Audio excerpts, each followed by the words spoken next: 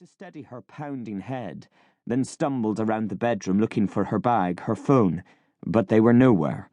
She tried to think if she had ID in it, but no, she never carried it because mistakes happened. People couldn't know who she was.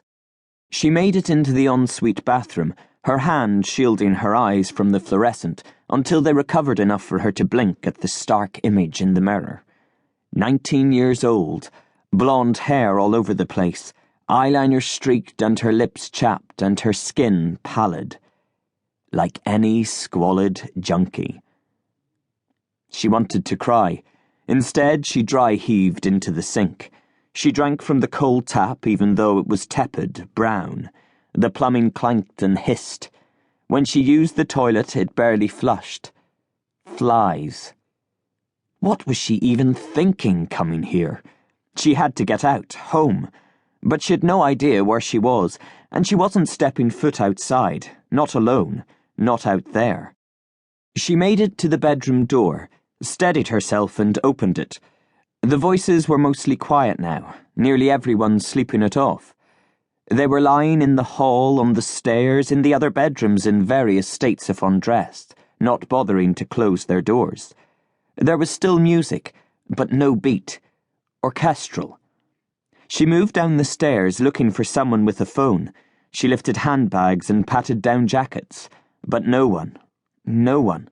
Then on the bottom step a girl, asleep with her head against the railings and one breast hanging out of her top, was clutching her phone in dead grip. Katja opened her fingers one at a time and pulled it free. She retreated back up the stairs, into the room, closed the door and slipped down against it, steadying her head again. The number.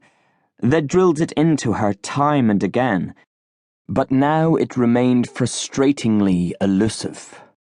Her head was a sieve, and everything she knew was leaking out, floating around her, but blurred, taunting her. Concentrate. She did as she had been instructed. She pictured the pink room, home, loved ones, the apartment, Harry Potter, her oh-so-dull flatmate, as she tried to calm herself down. But flashes from this night, from earlier nights, kept cramming in, dissipating the numbers every time she tried to grab at them.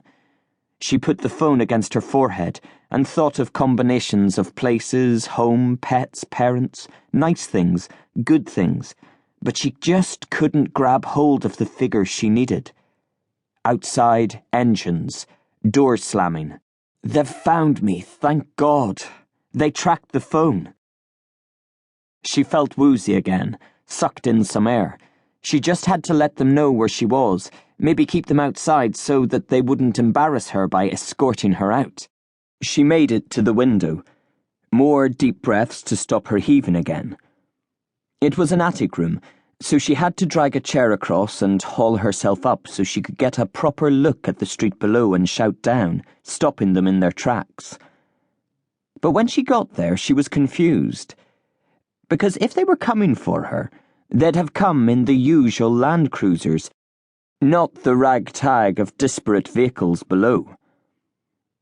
A dozen men were gathering beside them getting orders. Then they were crossing the road. They split into two groups, one going up an alley and around the back, the other for the front door. Then, with the angle of the roof, she lost them. Okay, at least they're here, and in force. Just get me out of here. She stepped off the chair and hurried to the door. She yanked it open and hurried down the hall. She began to move back down the stairs. There was a loud crack from below as the door was kicked in. Okay, don't stand on ceremony. Get in and out quick.